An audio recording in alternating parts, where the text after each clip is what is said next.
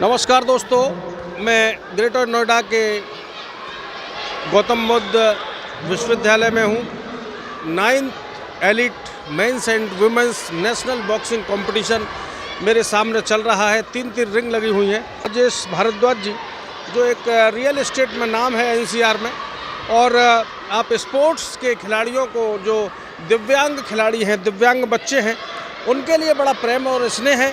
इन्होंने जब कामयाबी मिली तो उसके बाद दिव्यांग बच्चों के लिए अपने आप को समर्पित कर दिया है। DCCI के कॉरपोरेट अफेयर के चेयरमैन साहब हमारे साथ में हैं, और आप वर्ल्ड बॉक्सिंग कप के भी जिम्मेदार पदों पर मौजूद रहे। बाकी दिव्यांग खिलाड़ियों के लिए जो व्हील चेयर क्रिकेट है, उसके भी आप भारत के जिम्मेदार पदाधिकारी हैं।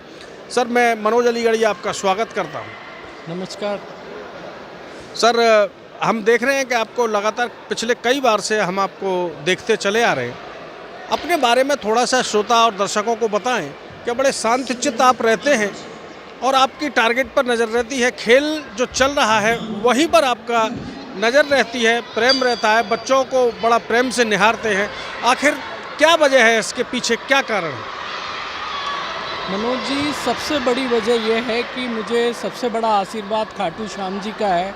जो मंदिर राजस्थान में बना हुआ है वो मेरे कुल देवता हैं। उनकी ही मुझे प्रेरणा मिलती है कि इन बच्चों के लिए मैं सोचता हूँ कि इन बच्चों को जहाँ भी जिस भी सेगमेंट में जुड़ूँ, जैसे DCCI में मैं जुड़ा हूँ। Differentiable cricket council of India है जो BCCI की सपोर्ट बॉडी है। BCCI इनको ग्राउंड फ्री देता है, ड्रेस फ्री देता है, कोको को बॉल देता है। साथ के अंदर हमको इनके लिए सारी सुविधाएं, होटल में रुकना, फ़्लाइट में बच्चों को बुलाना। आज तक हमारे जितने भी प्लेयर डिसेबिलिटी से आते हैं, फिजिकल डिसेबल के, ट्रेन में सफ़र करते थे, आज वो प्लेन में सफ़र करते हैं। हम इंटरनेशनल टूर्नामेंट भी खेलने जाते हैं। अभी हम जून के अंदर लंदन में गए थे, और उसकी ये सबसे बड़ी उपलब्धि को, लंदन का जो लॉर्ड्स मैदान है उसमें हमारा इंग्लैंड के साथ मैच था और वो मैच जीते। और हमारा सभी खिलाड़ी जितने भी थे उनको लॉर्ड की बालकनी, जिसके अंदर कि सौरभ गांगुली ने अपनी टी-शर्ट घुमाई थी वर्ल्ड कप जीतने के बाद में, उस बालकनी में अगर हम पहुंच गए तो ये सब श्याम बाबा का आशीर्वाद है। और बॉक्सिंग फेडरेशन में जुड़ने का मेन रीज़न प्रमोद जी का रहा, जो हमारे जनरल सेक्रेटरी हैं। उन्होंने एक जिम्मेवारी दी कि आप बॉक्सिंग फेडरेशन का जो वर्ल्ड कप हुआ अभी 2025 का ग्रेटर नोएडा में उन्होंने ये जिम्मेवारी दी कि मुझे बॉक्सिंग फेडरेशन लोकल का चेयरमैन बनाया।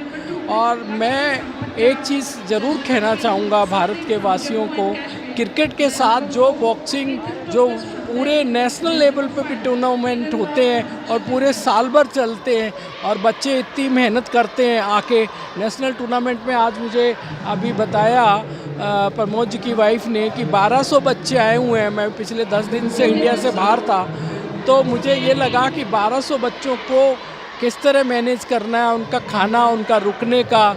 और ये जो नेशनल टूर्नामेंट होता है, इसके सिलेक्शन होते हैं, पूरे साल का कैलेंडर बनता है। तो जितने भी गवर्नमेंट है या PSU है या जितने कॉर्पोरेट है, वो आगे बढ़ के आए, इन बच्चों के लिए स्पॉन्सरशिप ज़रूर दे, जिससे कि इन बच्चों का मनोबल बढ़े। कुछ जो इंटरनेशनल लेवल के प्लेयर हैं, उन सबको मेरा कहना है कि उनको एक एक बच्चों को अडॉप्ट करें, जिससे कि उनको मंथली जो भत्ता होता है, जिसे कि उनको मिले, और वो ज़्यादा से ज़्यादा देश का नाम कर सकें, ज़्यादा से ज़्यादा मेडल ला सकें, गोल्ड मेडल ला सकें। ये मेरी खासकर बड़े नोएडा और ग्रेटर नोएडा के कॉर्पोरेट और CEO हैं रवि NG, उनको भी कहना चाहूँगा, ग्रेटर नोएडा के जो CEO हैं, और जो नोएडा के आलोक जी हैं, लोकेश जी हैं, मैं उनको भी कहना चाहूँगा कि जितने भी कॉर्पोरेट हैं उनको कम से कम बोलें कि इन बच्चों के लिए जब भी टूर्नामेंट हो, नेशनल हो चाहे इंटरनेशनल हो, यहाँ के कॉर्पोरेट ज़रूर सपोर्ट करें, जिससे इन बच्चों का मनोबल बढ़ेगा और हमारी ऑर्गेनाइजेशन का भी मनोबल बढ़ेगा। सर, हमने देखा कि जो वर्ल्ड बॉक्सिंग कंपटीशन में हमारे भारत के 20 खिलाड़ी उतरे थे मैदान में, और 20 के 20 मेडल पछाड़ दिए, और वहीं 9 बालिकाओं ने गोल्ड मेडल्स जीते हैं। बहुत अच्छी उपलब्धि रही है। और हमने देखने में यह आया कि पिछले दिनों महामहिम द्रौपदी मुर्मू जी के पास गए और बड़ा स्नेह और बड़े प्रेम से राष्ट्रपति मिली, जो पहली बार तस्वीरों को देखने को मिला, इतनी क्लोज से खिलाड़ियों से मुलाकात कर रही थी। आखिर ऐसी क्या बात थी जो मैडम इतनी प्रभावित हुई सर? देखिए मैडम, महामहिम जी की बात करूं तो उन्होंने, मेरे को जो लगता है कि पहली बार उन्होंने इतना टाइम दिया, करीबन मैं जो जानता हूं कि 45 मिनट उन्होंने बच्चों से बात की। हमारे जो प्रेसिडेंट है अजय सिंह जी, जो स्पाइसजेट के चेयरमैन हैं, उनसे बात की, विजेंदर से बात की, मेरे से बात की, प्रमोद जी से, खिलाड़ियों से बात की। तो उनका जो स्नेह दिखा स्पोर्ट्स के प्रति, हम लोगों ने, विजेंदर जी ने क्वेश्चन किया था कि मैम आपके समय में क्या गेम होते थे, तो मैडम ने कहा कि मैं जिस एरिया से या गांव से आती हूँ वहाँ हम लोगों को पता ही नहीं था कि खेल क्या होता है। आज तो खेल आगे इतना बढ़ गया है कि मैं तो इन बच्चों को भी ब्लेसिंग दूंगी कि देश के लिए जितना गोल्ड लेके आ सके, गोल्ड मेडल लेके आएंगे तो देश का उतना ही नाम होगा। और आज पूरे देश में ये कामयाबी इन लड़कियों ने लेके आया, उनको बहुत शुभकामनाएं दी और हमें बहुत अच्छा लगा। क्योंकि एक गौरव की बात थी कि महामहिम राष्ट्रपति से आपने काफ़ी समय खिलाड़ियों के साथ लिया। एक सवाल उठता है कि आप ग्वालियर के मूल के हैं, ग्वालियर के रहने वाले हैं। कोई बता रहा था कि आप ग्वालियर से रहे। ग्वालियर से एनसीआर का सफ़र कैसे तय किया, क्या करते थे पहले आप? सर मेरा सफ़र, मैं रहने वाला भिवानी का हूँ, हरियाणा का हूँ। मेरे फादर बिरला में काम करते थे, तो मेरी 4th क्लास के बाद एजुकेशन ग्वालियर हुई, बिरला के स्कूल के अंदर। और उसके बाद जितना भी मेरा सफ़र रहा वो बड़ा कठिन था। जब मैंने अपना व्यापार शुरू किया तो मैं साइकिल पे, जब मालनपुर बामोर इंडस्ट्रियल एरिया ग्वालियर में आए थे, बड़े बड़े कॉरपोरेट, सीएट हो गया, एसआरएफ हो गया, गोदरेज हो गया, क्रॉम्पटन ग्रिव्स हो गया, होटलाइन हो गया, ये बहुत बड़े सुप्रीम इंडस्ट्रीज हो गया, मैं जिसका भी नाम लूँ, जेके टायर हो गया। तो जब ये आए तो इनको एक सुविधा चाहिए थी कि कौन घर दिलाए।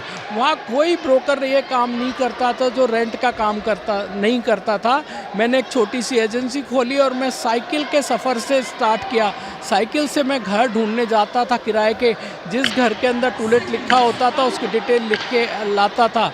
और इतना कठिन होता था कि सुबह अगर सपोज़ किसी ने मुझे समय दिया कि मैं 5 बजे घर देखूँगा, तो मैं सुबह, फ़ोन होते नहीं थे, मैं उनको बोल के आता था कि आप चाबी लेके आओ। फिर जब वो शाम को आते नहीं थे तो मैं उनको बोलने जाता था कि वो आ नहीं रहे हैं। तो इतना, और वहाँ का टेम्परेचर, ग्वालियर का गर्मी में 49 टेम्परेचर होता था। 49 टेम्परेचर के अंदर जब मैं घर देखने जाता था तो 1 बजे वापस आके अपनी पैंट और शर्ट उतार के पंखे के नीचे सो जाता था। 4:30 बजे फिर जाता था, क्योंकि जो ग्वालियर का किला है वो 49 टेम्परेचर में इतना गर्म हो जाता था कि वहाँ की लूद अगर चलती थी तो आदमी बीमार हो जाए। तो इतने संघर्ष के साथ करियर स्टार्ट किया। धीरे धीरे मैंने कॉर्पोरेट से रिलेशन बनाए और 2006 में मैं ग्वालियर से पाटली शिफ्ट हुआ। 2008 में मैं फुल यहाँ पे सपोर्ट हो गया कि जो कॉर्पोरेट का रिलेशन मेरा बनाने का तरीका है वो यहाँ पे मैंने डेवलप किया। आज मुझे नोएडा के अंदर भी सारे बड़े कॉर्पोरेट्स के ओनर बहुत प्यार करते हैं। और मैं एक ही बात कहना चाहूँगा कि इन बच्चों को जितनी सुविधा मिल सके वही मेरा मकसद है। और आगे आने वाले समय में भी मैं जो भी ऑर्गेनाइजेशन जुड़ा हूँ उन बच्चों के लिए अच्छा काम करूँगा और कोशिश करूँगा कि गवर्नमेंट भी इनको आगे से आगे सपोर्ट करे। साथियों, राजेश भारद्वाज जी हमारे साथ थे और आदर महामहिम राष्ट्रपति से जो प्रेम का इनका ताना बाना है उसका कारण है कि ये दिव्यांग बच्चों को निरंतर आगे बढ़ाने का प्रयास कर रहे हैं। और महामहिम राष्ट्रपति कोमल मन की हैं और पूरे देश में सब पर नज़र रखती हैं, तो उन्होंने जब इनके कार्य को देखा तो यकीनन इनको समय दिया। साथियों, मैं सहाफ़ी मनोज अलीगढ़ी समय समय पर आपसे मिलता रहूँगा और ऐसे ही महान शख्सियतों से आपकी मुलाकात रूबरू कराता रहूँगा। आपका बहुत बहुत शुक्रिया, धन्यवाद।